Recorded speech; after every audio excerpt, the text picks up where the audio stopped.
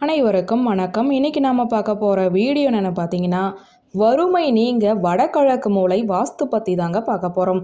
வீட்டின் செல்வ செழிப்புக்கு ஆரோக்கியமான முன்னேற்றத்திற்கு முக்கியமான திசை என்றால் அது வடகிழக்கு திசைதான்.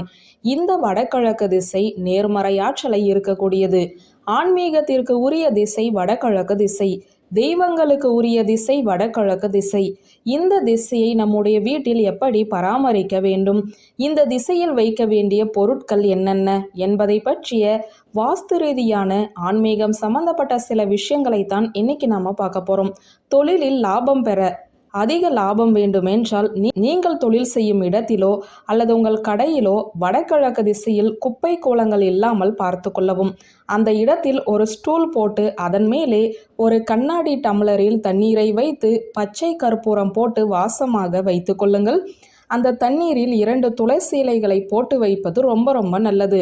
இன்னும் உங்களுக்கு இடவசதி இருந்தால் இந்த திசையில் ஒரு சின்ன தொட்டியில் புதினா செடி வளர்த்து வந்தால் மேலும் மேலும் பணவசியம் தனவசியம் ஏற்படும். புதினாவின் வாசத்திற்கு நேர்மறையாற்றல் அதிகரிக்கும். வீட்டில் செல்வ வளம் பெருக வேண்டுமென்றால் வடகிழக்கு திசையில் எப்போதுமே வாசம் நிறைந்த சாம்பிராணி தூபம் ஏற்றி வைக்கலாம். அந்த இடத்தில் 1 டம்ளர் தண்ணீரில் பச்சை கற்பூரம் போட்டு அந்த தண்ணீருக்கு மேலே வாசனை நிறைந்த பன்னீர் ரோஜாக்களை போட்டு வைக்கலாம். ஒரு உருளியில் இப்படி தயார் செய்து வைத்தால் கூட போதும். அந்த இடத்தில் நேர்மறையாற்றல் அதிகரித்து பணவரவு அதிகரிக்கும். கடன் பிரச்சனை படிப்படியாக குறையும். வறுமை நீங்கும் என சொல்லப்பட்டுள்ளது. பொதுப்படையாக சொல்ல போனால் வடகிழக்கு மூலை அழகாக இருக்க வேண்டும், வாசமாக இருக்க வேண்டும், அசுத்தமாக இருக்கக்கூடாது.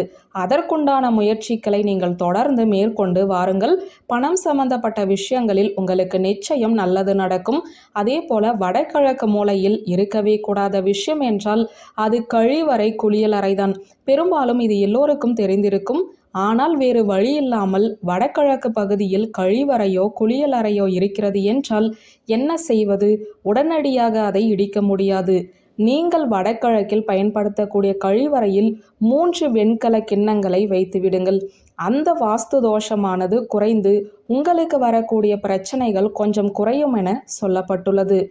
தவறான இந்த வாஸ்து குறைபாட்டை முழுமையாக சரி செய்ய முடியாது. அதிலிருந்து வரும் பாதிப்புகளை நீக்க நீங்கள் இந்த சின்ன எளிமையான பரிகாரத்தை செய்து பலன் பெறலாம். வடகிழக்கு மூலையை நீங்கள் அழகுபடுத்தக்கூடிய தண்ணீரை தினமும் மாற்ற வேண்டும். 2 நாட்களுக்கு 3 நாட்களுக்கு விட்டுவிடக்கூடாது. அசுத்தம் அடைந்த நீர் அந்த இடத்தில் இருந்தாலும் பணம் சம்பந்தப்பட்ட பிரச்சனைகள் வரும் என்பதையும் நினைவில் வைத்து கொள்ளுங்கள். எளிமையான இந்த ஆன்மீகம் சார்ந்த பரிகாரத்தில் நம்பிக்கை உள்ளவர்கள் பின்பற்றி பலன் பெறலாம். வியூவர்ஸ், இந்த வீடியோ உங்களுக்கு பிடித்திருந்தால் லைக், கமெண்ட், ஷேர் பண்ணுங்க. நன்றி.